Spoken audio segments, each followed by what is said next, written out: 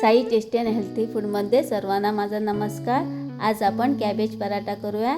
त्याच्यासाठी 3 medium size कांदे बारीक कट करून घेतले आहे। कॅबेज बारीक कट केला आहे। कढाईमध्ये 2 चमचे तेल घातले आहे।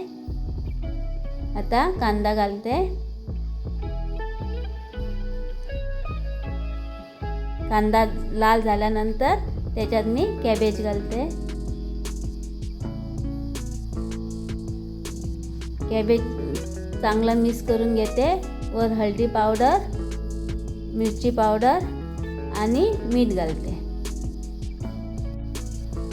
आता मी 3 चमचे शेजवान चटणी घालते आणि चांगली मिक्स करून घेते।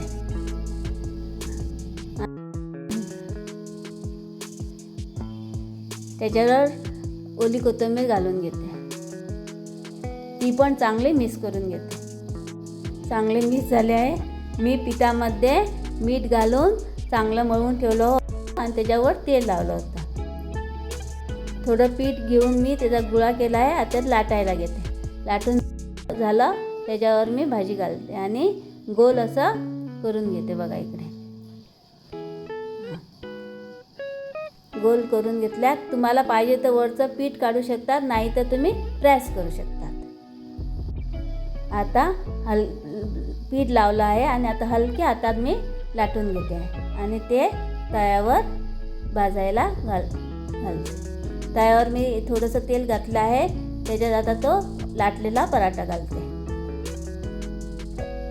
दोन्ही बाजूने चांगलंसं तेल लावून घेते आणि पराठा भाजून घेते। बघा इकडे पराठा भाजला आहे।